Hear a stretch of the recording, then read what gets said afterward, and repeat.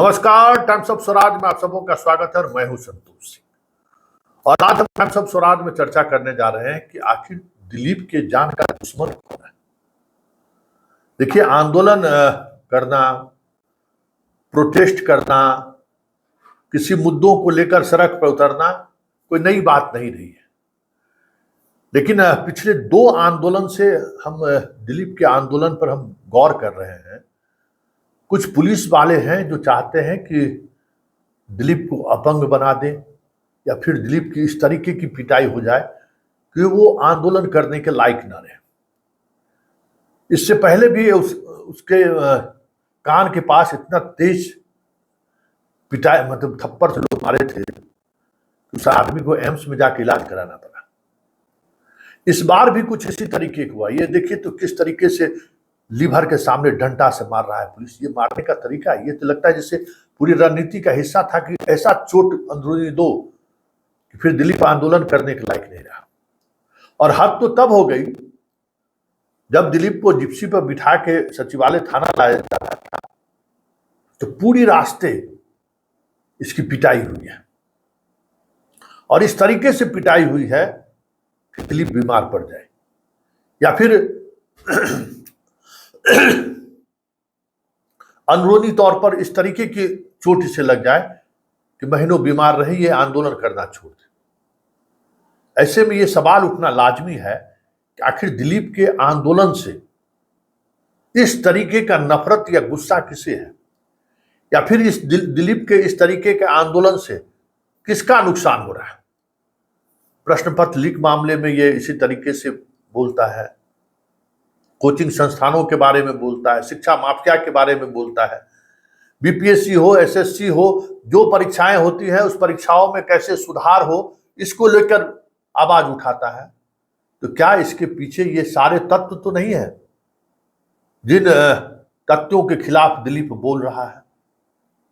क्या इस आंदोलन में दिलीप के साथ इस तरीके की निर्ममतापूर्ण कार्रवाई के पीछे कोचिंग माफिया तो नहीं है, शिक्षा माफिया तो नहीं है, प्रश्न पत्र लीक मामले में जो बड़े बड़े सॉल्वर गैंग वाले हैं वो तो नहीं है? क्योंकि आंदोलन में, वो भी शांतिपूर्ण आंदोलन में, इस तरीके से छात्र नेता की पिटाई हो।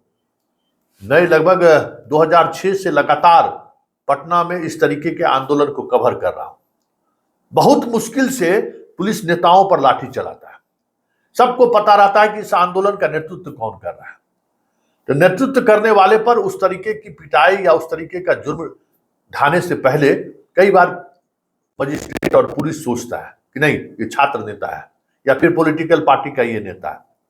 लेकिन दिलीप के साथ पिछले 2 बार से हम देख रहे हैं कि इस तरीके से पिटाई उसकी हो रही है कि दिलीप आंदोलन करने लायक नहीं है। दिलीप की मानसिक हालात इस तरीके से हो जाए कि वो बात करने की स्थिति में नहीं रहे। इसका मतलब कहीं ना कहीं इसके पीछे बहुत गहरी साजिश तो नहीं है।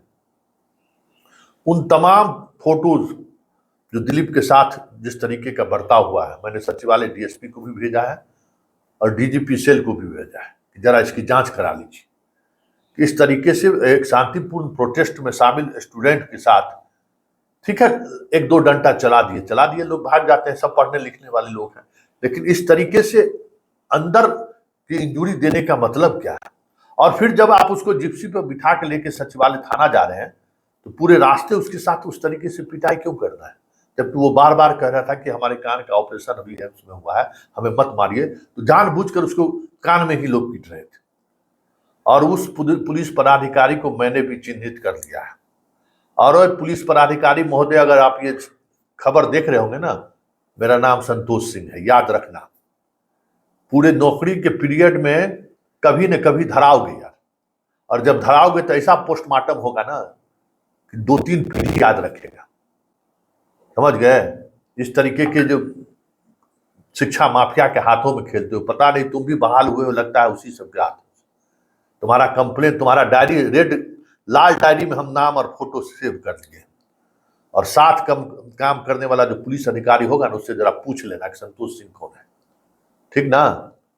सब इंस्पेक्टर गिरी, सिपाही गिरी घुसर जाएगा, ठीक ना? मौका इंतजार करो, 1-2 महीने के अंदर में इलाज, बढ़िया से इलाज हो जाएगा। इस तरीके से जो कोचिंग माफिया और शिक्षा माफिया के इशारे पर छात्र नेता की जो पिटाई करते हो ना, लाल डायरी है, संतोष सिंह का लाल डायरी है, इसमें नाम और फोटो तस्वीर कैद हो चुका है।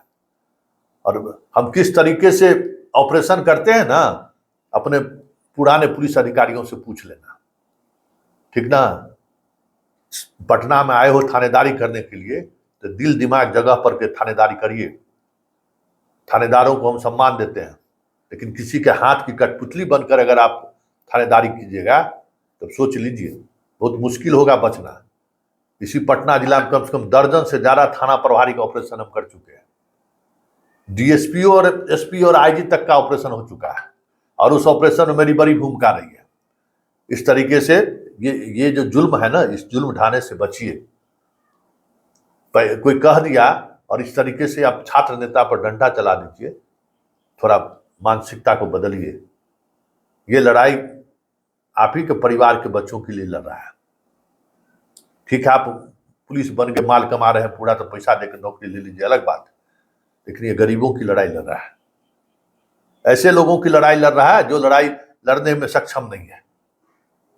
सक्षमता परीक्षा में पास शिक्षक को दर्द इसका पता है। अभी टीआरई 3 में जो जिस मांग को लेकर गया है, क्या वो मांग दिलीप के भाई भतीजा से जुड़ा हुआ है क्या? ये मांग बिहार के उन तमाम युवाओं से जुड़ा हुआ है जिन युवाओं को एक रणनीति के तहत, एक साजिश के तहत नौकरी से बाहर किया जा रहा है पिछले 2 शिक्षक बहाली के दौरान।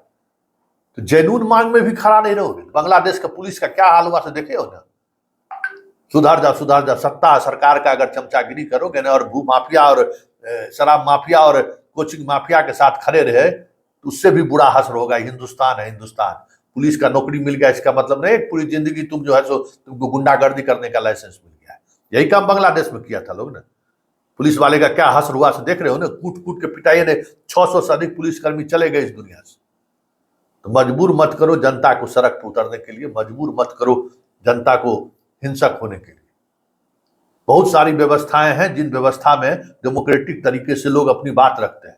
ऐसे लोगों को, ऐसे इंस्टीट्यूशन को सम्मान करना सीखिए। आप अशोक स्तंभ लगाते हैं, आप एक जिम्मेवार पद पर बैठे हुए लोग हैं, और इतनी गैर जिम्मेदाराना हरकत बताइए। छात्र नेता को किडनी में, लिवर में मार रहे हैं।